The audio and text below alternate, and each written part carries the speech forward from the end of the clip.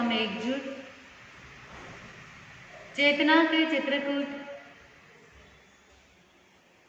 पवित्रता के पावनकूट, आत्मीयता के अमरकूट ऐसे शमन भगवान महावीर के चरणों में कोटि कोटि वंदन।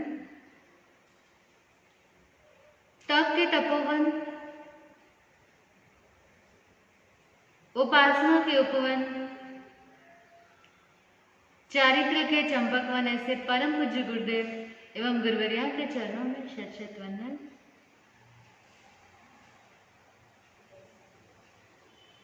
धर्म प्रेमी बंधु, माता एवं बहनों, पूर्व दिनों से आपके समक्ष श्रमण भगवान महावीर की दिव्य देशना सुनाई जा रही है। भगवान महावीर ने भव्य जीवों को प्रतिबोधित करते हुए बड़ा ही सुंदर सूत्र दिया है।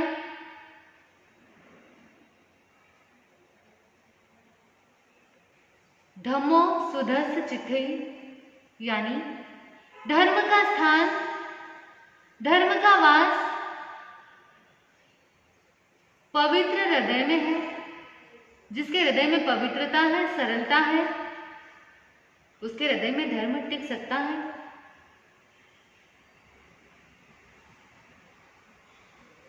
एक धागा जब सीधा होता है तो वो सुई के साथ कपड़े सिलने में काम आता है,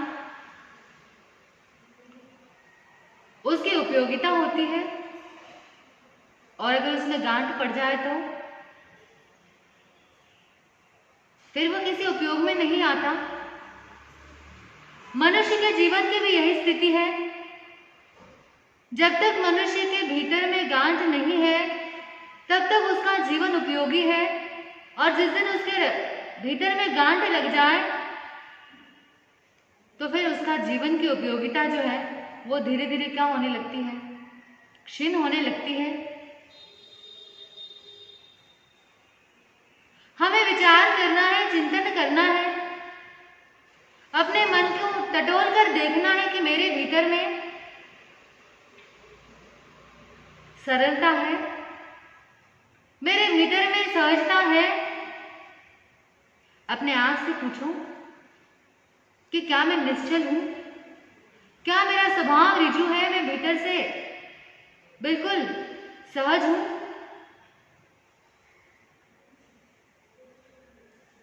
अपने मन को झांक कर देखना है कि मेरे हृदय में कुटिलता तो नहीं है, मेरे हृदय में किसी के प्रति कोई गांठ या वैर की भावना तो नहीं है। क्योंकि जब तक ये सब रहेगा तब तक हम धर्म को अपने जीवन में उतार नहीं पाएंगे, हृदय में स्थापित नहीं कर पाएंगे।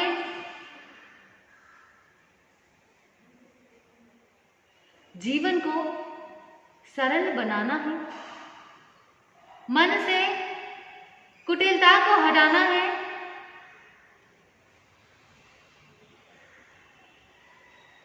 जीवन जब सहज रहता है तभी अच्छा लगता है, और जब जीवन में छल प्रपंच शुरू हो जाता है तो जीवन की शांति भंग हो जाती है, व्यक्ति धर्म से दूर हो जाता है।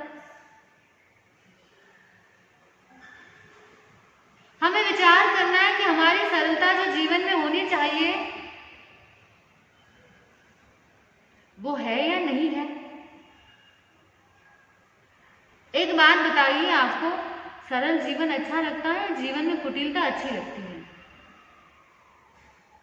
आप कहोगे महाराज सरल जीवन ही हमें अच्छा लगता है, पर क्या करें, संसार में रहना है तो हमें थोड़ा बहुत दिखावटीपन तो करना ही पड़ता है, बनावटीपन करना ही पड़ता है।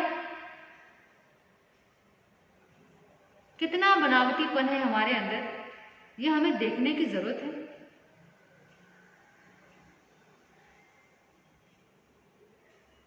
हमारी सरलता कहाँ समाप्त हो जाती है, हम क्यों सरलता से दूर हो जाते हैं, उसके भी कई कारण हो सकते हैं। लेकिन यहाँ हम 4 कारण की चर्चा करेंगे। सबसे पहला कारण है कि जब भी हमें लगता है कि यहाँ पर भरोसे का या विश्वास का संकट है, तो हम वहां पर सरलता खो देते हैं। आपकी सरलता कब तक आपके भीतर में रहती है? आप अपने आप के प्रति सरल हो। आपको पता है कि मेरा वास्तविक स्वरूप क्या है। खुद से कुछ भी छिपाने की जरूरत नहीं है। आप आपके अपनों के सामने सरल हो, चाहे वो माँ बाप हो, भाई बहन हो, चाहे मित्र हो, सगे संबंधी हो, उनके सामने सरल हो, क्योंकि आपको पता है कि आपकी वास्तविकता उन्हें पता है। तो वहां पर आपको कुछ अलग से बनावटीपन या दिखावटीपन करने की जरूरत ही नहीं पड़ती। जैसे हो वैसे ही रहोगे, क्योंकि उनको पता है कि मैं क्या हूं, तो मुझे अलग से बताने की क्या जरूरत है।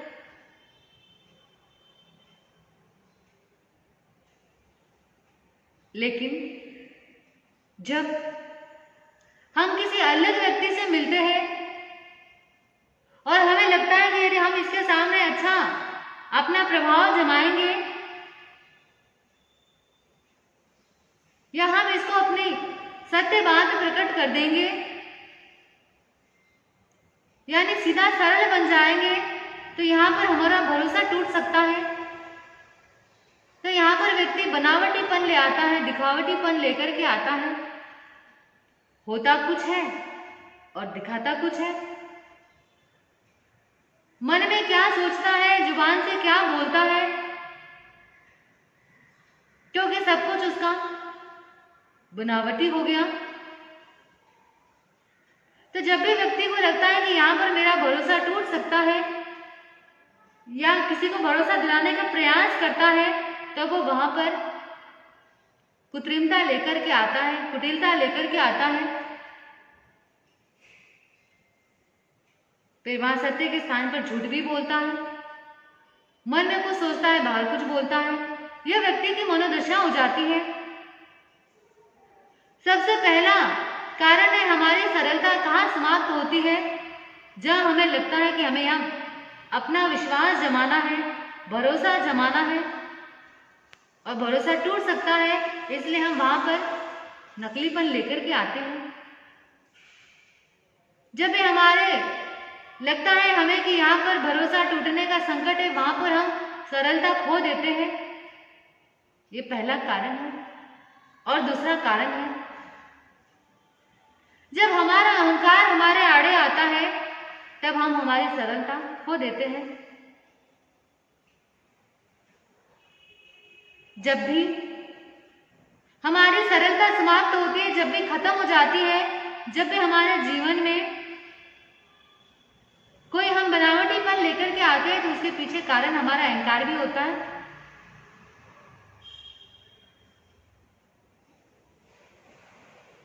जब हमारी पोजीशन की बात आती है,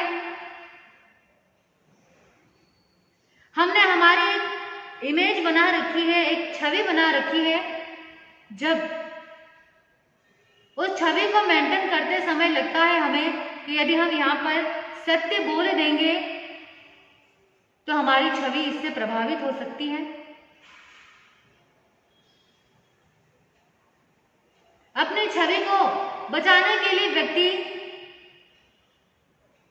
बनावटीपन लेकर के आता है, कुटिलता लेकर के आता है, छल कपट का सहारा लेता है। जो है वो बाहर दिखने नहीं देता,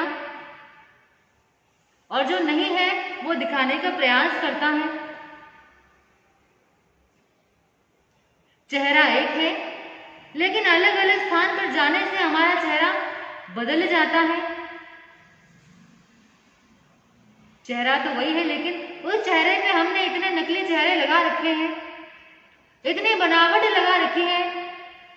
घर में रहेंगे तो हमारा चेहरा अलग रहता है, ऑफिस जाएंगे तो वहां हमारा चेहरा अलग है, संघ समाज में जाएंगे तो वहां अपनी छवि अलग बताएंगे, रिश्तेदारों के वहां जाएंगे तो वहां अलग बताएंगे, मित्रों के साथ अलग है, धर्म स्थान में आकर के अलग छवि बताते हैं। होता है कि नहीं होता ऐसा? व्यक्ति है क्या, लेकिन अलग अलग जगह पे वो अलग अलग तरीके से अपने को बताने की कोशिश करता है।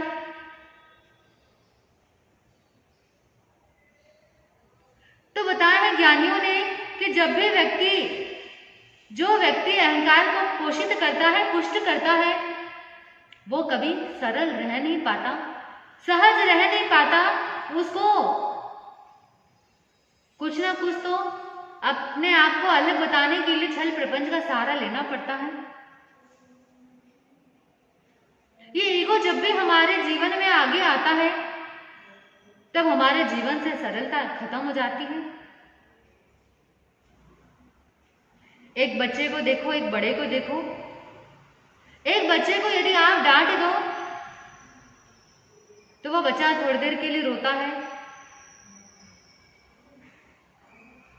फिर से वापस अपनी स्थिति में आ जाता है।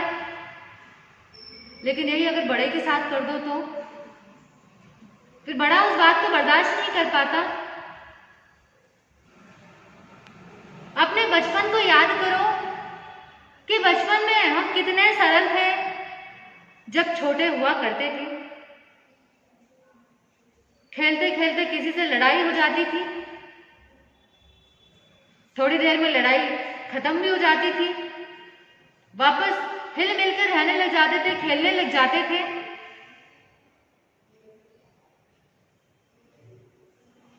और जब बचपन में जिसके साथ हमारी लड़ाई हुई, थोड़ी देर के लिए हम उससे नाराज हो गए, फिर उसी के गले में हाथ डाल करके घूमने लगे। क्यों?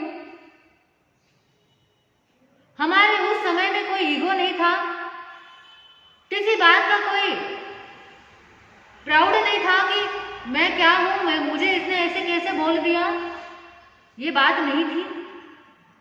माँ बाप डांट भी देते तो थोड़ी देर के लिए माँ बाप से रुष्ट हो जाते, लेकिन फिर से उन्हीं माँ बाप के पास आकर के गोदी में बैठ जाते, खेलने लग जाते। एक बच्चे को कितना ही डांट दो तो वो बच्चा उस बात को ज्यादा मन पर लेता नहीं है। थोड़ी देर के लिए उसके मन में वो बात रहती है, फिर वो बात भूल जाता है। इसीलिए तो कहते हैं कि हम बच्चे भगवान का स्वरूप होते हैं। क्यों? क्योंकि उनके अंदर इतनी सरलता होती है कि कोई भी बात को वो ज्यादा देर तक मन में रख नहीं पाते। जो डांटता है उसी के पास जाते हैं, जिससे लड़ाई हो जाती है उसी के पास जाते हैं। लेकिन हम बड़े हो गए, अब वो बात नहीं रही कि जिससे लड़ाई हो गई उससे तुरंत सुलह हो गई, या जिससे लड़ाई हो गई उसी के पास जाकर बैठ गए। माँ बाप ने डांट दिया, उन्हीं की गोद में जाकर बैठ गए। अभी ऐसा करते हैं? बच्चे जब बड़े हो जाते हैं और किसी से कुछ खटपट हो जाए, कुछ कहा सुनी हो जाए, तो मन में खटास आ जाती है, मन खट्टा हो जाता है। और थोड़े समय के लिए नहीं, बहुत लंबे समय के लिए हो जाता है, और किसी किसी का तो पूरे जीवन भर के लिए खट्टा रह जाता है। क्यों? हम तो वही हैं, बचपन में भी वही थे, अभी भी वही है, लेकिन बचपन में हमारा ईगो इतना स्ट्रांग नहीं था। लेकिन जैसे जैसे हम बड़े होने लगे, हमारा ईगो भी क्या होने लगा? स्ट्रांग होने लगा। और अब इतना स्ट्रांग हो गया है कि कोई अगर हमें एक बात बोल दे तो हम उस बात को जीवन भर तक नहीं भूलते। उस बात की गांठ मन में लगा करके बैठ जाते हैं, जो गांठ अंतिम श्वास तक भी खुलती नहीं है। तो ये गांठ हमारे मन के भीतर में रहेगी, तो हम चाहे कितना ही धर्म कर ले, चाहे कितनी धर्म की क्रियाएं कर ले, लेकिन धर्म हमारे हृदय में कभी ठहर नहीं सकता, स्थापित नहीं हो सकता। जब तक हमारे हृदय में बच्चे की तरह सरलता नहीं आएगी, तब तक हमारा जीवन सहज नहीं बन सकता।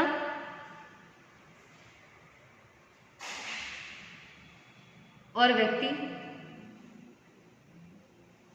अपने ईगो के चक्कर में अपने जीवन की शांति और सुख चैन सब कुछ खत्म कर देता है।